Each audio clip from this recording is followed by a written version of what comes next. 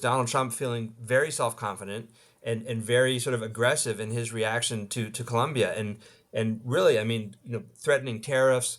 They're closing the visa section at the embassy today in Colombia. 1,500 people had appointments for visa interviews. Those are all canceled. I mean, this is really hitting them back very quickly and very hard. And I think Donald Trump probably intends to send a message globally to other partners and allies that, if you don't cooperate with us and if you don't work with us, we've got a whole range of things that we can and will do to punish you. The readouts are in. You always can tell there's been a conversation. The phrase readout is dusted off and brought out for us all to think about. Um, how significant a moment is this? To put it in context for us. Look, I mean, I think what's significant is the call seems to have gone well, unlike President Trump's call with the leader of Denmark, say, a couple of days ago, which apparently was sort of disastrous. So it sounds like the two men had a nice chat. I don't think they covered anything of real substance, but they seem to have set a nice tone, which I think will be helpful moving forward. It's interesting you say that because is it a good? Is it good because they didn't talk about anything substantial? Is that the point? Do you think?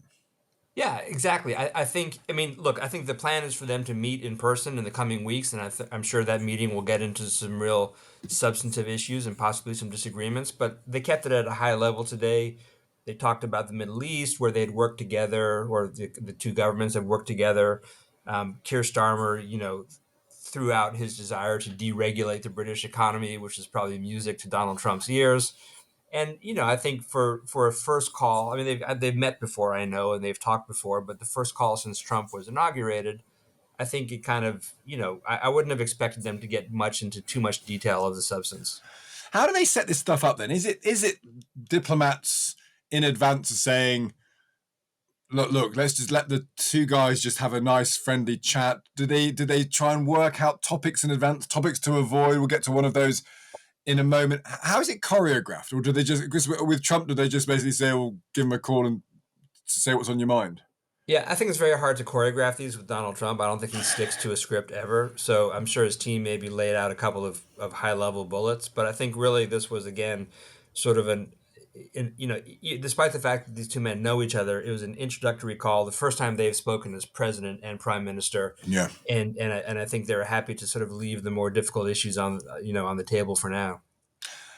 One of those issues is going to be defence spending, and the front of the Times this morning talks about the fact that there's a big worry in the Treasury that we've not got growth. The fiscal headroom is shrinking. Trump wants 5% of spending for NATO countries to go on defence. We have promised to get to 2.5%, and 2.5% looks like quite a stretch, and it might take several years to get to 2.5%. How big a problem will that be, that difference between what Trump presumably is willing to spend and what he expects his allies to spend, and what those allies are going to end up spending, particularly Britain? So I mean, I think Trump, like all his sort of as is his style, I think is setting very high targets. I think he's Yeah. actually probably willing to accept 3%, which I think again still poses a large challenge to the British government. The U.S. is at about 3% now, and it would be very difficult for the U.S. to get to 5%. So I think in Trump's mind, you start off demanding 5%. If you can get people up to 3%, you've won that game, and I think that's probably his goal. That's still it is still a difficult target for many of our NATO allies, and I think some people around Trump will acknowledge that, but they think it's worth shooting for that. And how hard headed is he, do you think, in practice? Because we've seen evidence. You mentioned the Danish call, the Colombia situation, where they refuse to take boats, and he threatens, and not just threatens all sorts of things. He's done all sorts of things. He's said, okay, there'll be tariffs. Okay, we're not going to let anyone from Colombia into the US.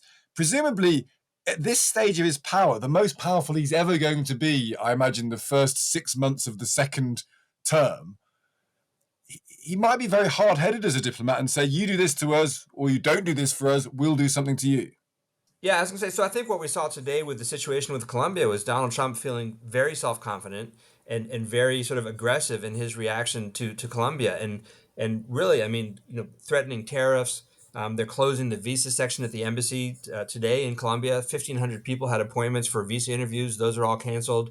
I mean, this is really hitting them back very quickly and very hard. And I think Donald Trump probably intends to send a message globally to other partners and allies that, if you don't cooperate with us and if you don't work with us, we've got a whole range of things that we can and will do to punish you. Do you think he's quite a personable figure, Trump, in this situation? I mean, you know what he's like as a diplomat, because there's the reality, there's the hard headed reality where he treats Colombia the way he's treating Colombia. What do you think he's like as a chat, as someone? I mean, we're trying to work out if it's a 45-minute phone call, how many minutes was Keir Starmer speaking? Do you think in the 45 minutes, Yeah. for example? Um, hard to tell. I mean, I think Trump does. He does like to chat, and I think any leader who meets with him has to be prepared to listen to, possibly some sort of nonsensical discussions of various topics, and just kind of grin and bear it, and not try to, certainly don't try to correct the president.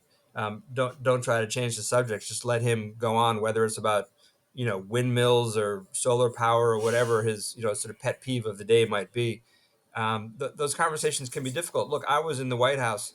I went back to the White House 8 years ago when Theresa May flew to Washington for her first meeting with President Trump. She was the first foreign leader, you'll remember, who flew back and met him at the White House. And that conversation covered all kinds of sort of unexpected and sort of, not necessarily relevant topics. And I think Theresa May was probably sort of flabbergasted by some of the conversation that was happening. But the role of the prime minister in that case is just to smile and nod and try to steer the conversation back to more relevant topics, I guess. And she was never very good at small talk. I don't get the feeling that Keir Starmer would be very good at small talk either. And maybe you need at least one person in that conversation to be voluble, to be able to just chat on, and maybe that actually in some way removes some of the awkwardness, because it's not like Donald Trump's going to pause and let you speak very often. So maybe it's okay that he plays that role. Yeah, look, and it takes some of the pressure off of Keir Starmer, right? If Donald Trump is going to sort of carry the bulk of the load of the conversation, then the prime minister can kind of sit there and just listen and nod, Yeah. and Donald Trump likes that. That makes him happy. Just finally, what do you think you can achieve in the first year then Trump? Because we've seen the impact he's had on the Middle East. Now, whether that lasts, who can possibly say? Ukraine looks a lot harder. Greenland looks like it's just something he's talking about. There's Panama. Is he going to do what he did in the first 4 years, which was very much talk a lot, but not necessarily achieve very much? Or do you think there might be some solid achievements in the first couple of years? I think he'll achieve a lot, and I think especially on the domestic front, he is coming into office this time with a really well organized, prepared team of people around him. You'll remember 8 years ago, he hadn't even really expected to win the election. He, No. he is ready this time. There's a blueprint for what he wants to do. We saw that last week in the extraordinary number of executive orders that he signed, everything from deregulating the economy to, sort of anti woke decrees like taking away diversity training and any number of topics. And so he is hitting hard and fast. And I think we will see a lot of accomplishments, whether one agrees with them or not. This is an administration that is going to accomplish a lot in this first year, I think. Yeah, you've got plenty of things for him to talk about when Keir Starmer does get over there as well. Lou, great to speak. So interesting. It's such a fascinating moment in Anglo US relations. Thanks so much for taking the time to talk to us.